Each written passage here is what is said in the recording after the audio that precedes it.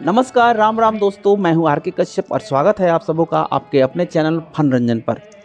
दोस्तों, हम अक्सर एक दूसरे का अभिवादन करते समय राम राम कहते हैं। क्या आपने कभी सोचा है कि हम अभिवादन के समय 2 बार राम का नाम क्यों लेते हैं? राम राम ही क्यों कहते हैं, सिर्फ एक ही बार राम क्यों नहीं कहते हैं? दरअसल राम नाम में छिपा है गूढ़ रहस्य। 2 बार नाम लेने से ही हो जाता है 108 बार का जाप। आज भी कई गांव ऐसे हैं जहां एक दूसरे को अभिवादन करते समय हम राम राम कहते हैं। लेकिन क्या आपने कभी जानने की कोशिश की है कि हम राम का नाम 2 बार क्यों लेते हैं, एक ही बार क्यों नहीं लिया जाता है? आखिर इसके पीछे का रहस्य क्या है? चलिए जानते हैं। दोस्तों, हम जब किसी से मिलते हैं या किसी का अभिवादन करते हैं तो नमस्कार, प्रणाम या राम राम कहते हैं। किसी का अभिवादन करना हमारी संस्कृति ही नहीं, सभी संस्कृतियों का अभिन्न अंग है और यह परंपराएं किसी न किसी कारण से बनी होती है। जैसे किसी को राम राम कहने की परंपरा।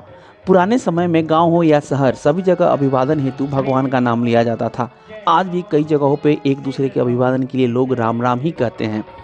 लेकिन राम का नाम हम 2 बार क्यों लेते हैं, आइए इसके पीछे के कुछ रहस्य को जानते हैं।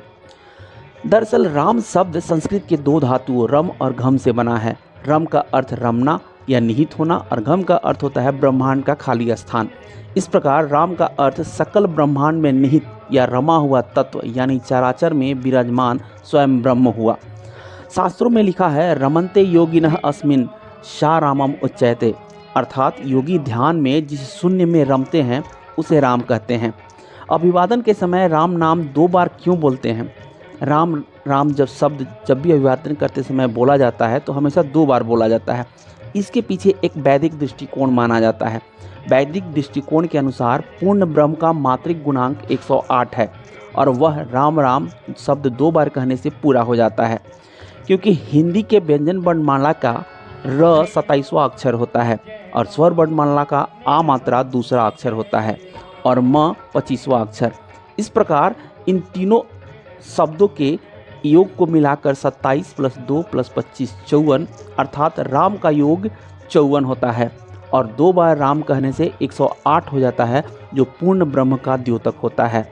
इसलिए जब भी हम कोई जाप करते हैं तो हम उसे 108 बार जप करते हैं। लेकिन यह जाप सिर्फ राम राम कह देने से ही पूरी माला का जाप हो जाता है। तो यही कारण है कि हम सभी किसी का भी अभिवादन करते समय राम का नाम 2 बार लेते हैं और राम राम कहते हैं।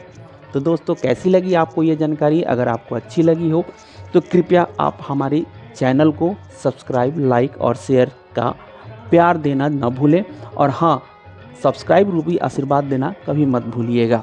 तो खुश रहिए, स्वस्थ रहिए। राम राम दोस्तों, जय हिंद।